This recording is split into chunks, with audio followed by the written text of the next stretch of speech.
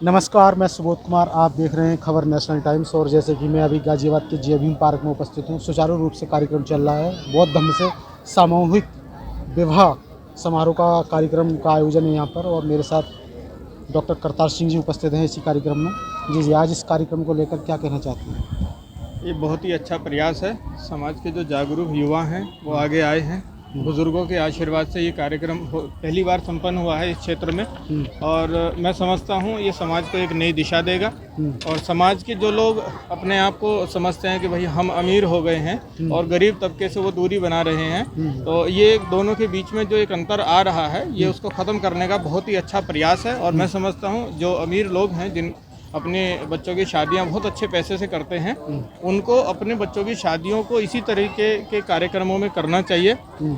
उससे क्या है कि जो गरीब बच्चे हैं उनको भी अपना शादी एक अच्छा माहौल मिलेगा और उनके लिए एक दान का कार्य भी होगा, जिससे कि साथ में गरीब बच्चों को भी वो शादियों का आयोजन करेंगे। जी जी, कार्यक्रम तो और भी होते हैं और सामूहिक विवाह भी होते हैं, लेकिन दूसरों के विवाह और इस वाले समारोह में क्या क्या इसकी खास विशेषता क्या है? नहीं, इसकी खास विशेषता सबसे पहली बात तो ये है कि इसमें पूरा समाज एकजुट होकर के आया है और ये पूरे समाज को जोड़ने का प्रयास है। तो ये सबसे अच्छा प्रयास तो ये है। दूसरी विशेषता ये है कि इसमें बौद्ध धर्म के प्रचार के साथ साथ लोगों को बौद्ध धर्म से जोड़ने का मौका भी मिल रहा है, क्योंकि इस कार्यक्रम में 22 प्रतिज्ञाओं का भी अभी कार्यक्रम होना है। तो ये एक सबसे बड़ी खास विशेषता इस कार्यक्रम की मैं समझता हूँ। यदि समाज को आगे आना है तो उसके लिए क्या करना पड़ेगा?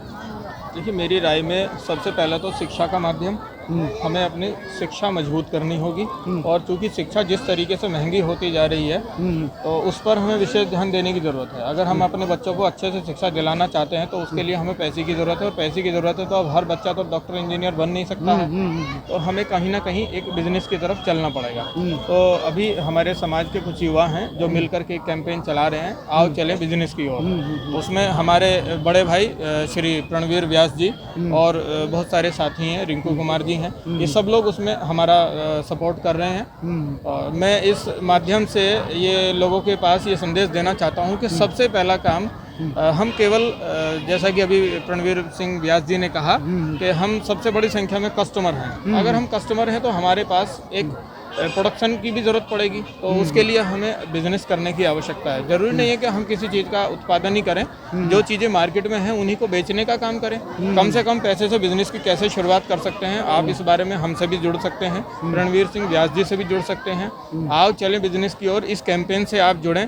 आपको बहुत कम पैसे में व्यवसाय करने का मौका मिलेगा। आपके पास पैसा नहीं है, उसका अरेंजमेंट कैसे होगा, आप बिजनेस कैसे कर सकते हैं, आप ऑलरेडी बिजनेस कर रहे हैं तो आपको उसमें कैसे सफलता मिले, आप इस माध्यम से हमसे जुड़ सकते हैं। कुल मिलाकर मेरा जो कहना है समाज के सदस्य को या उस गरीब तबके को या मिडिल क्लास को जो आगे बढ़ना चाहता है, क्योंकि हम इस तरीके के कार्यक्रम भी तभी आयोजित कर पाएंगे बहुत अच्छे से जब हमारे पास धन होगा। जब धन की कमी होगी तो हम कैसे इन कार्यक्रमों को आयोजित कर पाएंगे। तो उसके लिए हमें बिजनेस की ओर आना पड़ेगा, क्योंकि नौकरियां धीरे धीरे कम होती जा रही हैं, प्राइवेटाइजेशन होता जा रहा है। तो ऐसी स्थिति में हम लोगों के पास एक ही चारा बचता है कि हम सामान खरीदें और उसको बेचें।